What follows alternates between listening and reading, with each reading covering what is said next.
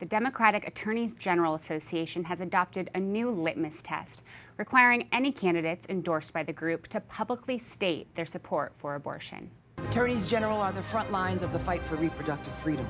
They have the power to protect your rights. That was New York State Attorney General Letitia James in a video for the Democratic Attorneys General Association announcing the new requirement.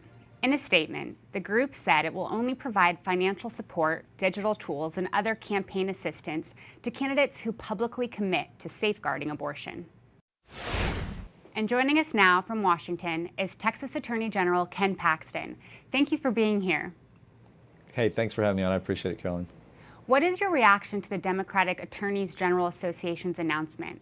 You know, in some ways, I'm not shocked that they've moved this way because it seems like they've been heading this way for a long time. I am surprised that it is the Attorney General's Association, the Democratic Attorney General's Association, given that what we're supposed to do as Attorney Generals is follow the rule of law, follow the Constitution, and for them to say that this overriding policy of only supporting people that will be for abortion is surprising, given that there are so many different laws relating to what attorney generals are supposed to do as it relates to abortion in various states. The Democratic Attorneys General Association is a committee specifically dedicated to electing Democratic state attorneys general. Will this litmus test help them do that? You know, I'm surprised that they did it because that will actually keep certain candidates out that would be better candidates at winning in certain states. And we've certainly seen that in Texas when our governor ran against Wendy Davis. She adopted this, you know, or pro-abortion stance, and she was overwhelmingly defeated, even in areas that traditionally Democrats have done well in. So I think it's a mistake on their part, and this is one of those mistakes I wish that they would change for the sake of the country. We spent a lot of time talking about abortion extremism among the Democratic presidential candidates. Do you think ideological purity tests on abortion will become more common down ballot races? I certainly hope not, but that seems to be the direction of the Democratic Party, which is interesting to me because, in my opinion, very highly discriminatory against certain people of certain faiths and faiths that represent a lot of people in America. And so now you're saying if you're a certain faith, you hold a certain religious views or certain views based on your faith, that you no longer can be part of the Democratic Party. We're not going to help you. And I find that discriminatory and very disturbing that that's the direction of the Democratic Party is really about discrimination. This announcement focused on ways attorneys general can protect abortion. But can you speak to how they can protect life? Well, we have an obligation to uphold the law. That's our job. We don't make law. We don't get to decide which laws are put into place. And so if my state has, which they do, they have certain protections for the unborn, we have to enforce those laws as long as they're not unconstitutional. And so that's our job. Rule of law is not to pick and choose laws we like or don't like. We have to enforce the law as it's written. I also wanted to ask you, you are helping a 9-month-old baby girl who is fighting for her life. Can you tell us about that case? So a hospital that this 9-month-old baby was at decided that they were going to take life-sustaining treatment away from this young baby, and the parents did not want that to happen. And so there was a lawsuit filed, and we stepped in to agree that this lawsuit was appropriate because we believe this state law that doesn't provide any due process. In other words, the hospital doesn't even have to tell them why. They can just come in and take life support away. And we think that's unconstitutional and a violation of the Constitution. What are the next steps for her? Well, we're going to continue to fight to save her. I know that there's going to be likely litigation going on forward, and we're hopeful that the courts will realize that this baby has a right to life, and our Constitution guarantees the right to life, liberty, and the pursuit of happiness, and this certainly is the right to life. So Texas Attorney General Ken Paxton, thank you. Thank you for having me on. I appreciate it, Caroline. Joining us in studio is Prudence Robertson, a communications associate with the Susan B. Anthony List. Welcome and thank you so much for being here. Thanks for having me.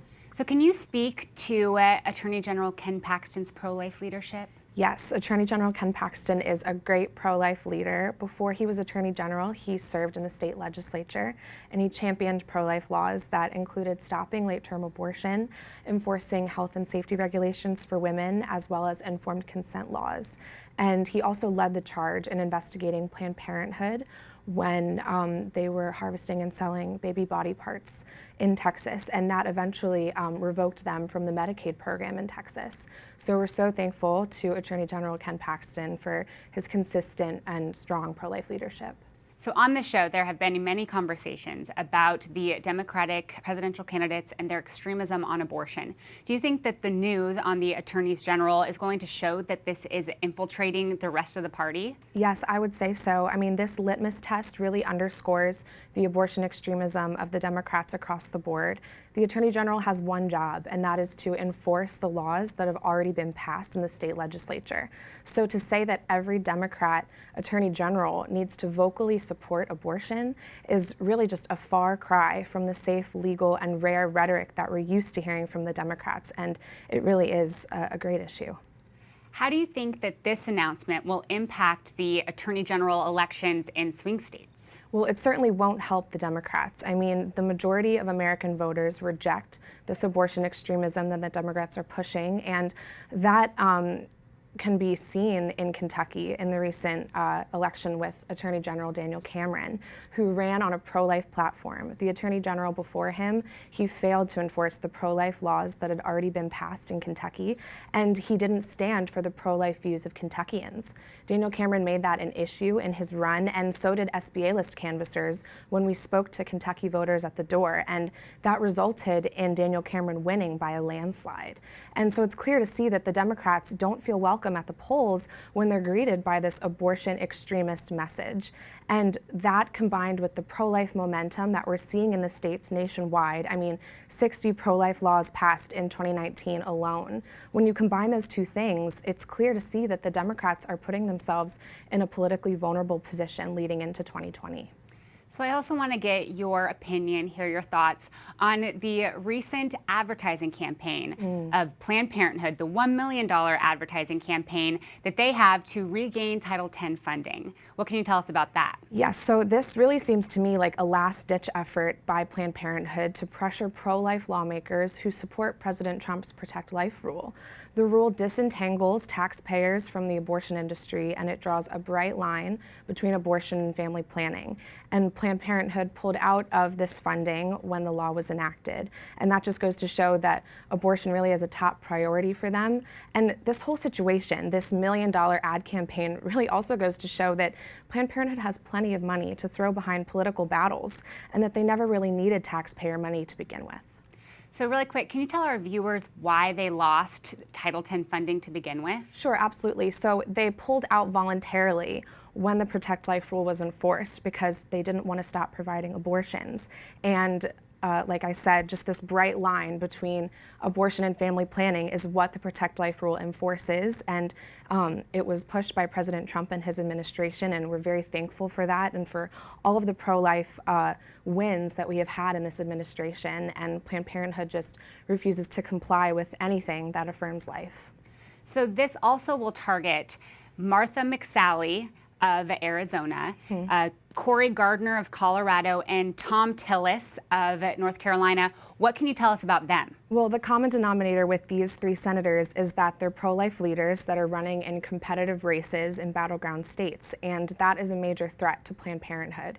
They understand that this pro-life Senate majority that we have right now and the pro-life administration that we've seen under President Trump is confirming judges. Over 150 have been confirmed by the president, and that wouldn't be possible without this Senate majority, and that's why Planned Parenthood is targeting these pro-life leaders. We have endorsed all three of these candidates in past cycles. In 2014, we supported Thom Tillis in his Senate run. He was one of the first candidates that we were on the ground for. And Martha McSally in 2018, we worked with local allies in Arizona to get out the pro-life vote for her. And yeah, this just really goes to show that Planned Parenthood will stop at nothing to promote their agenda, and it also reminds us of the importance of getting every pro-life voter out to the polls come 2020. So we are out there, we're visiting voters in these battleground states, and we plan to speak to persuadable Democrats, independents, and even moderate Republicans, because this election truly is so vital. We must re-elect President Trump.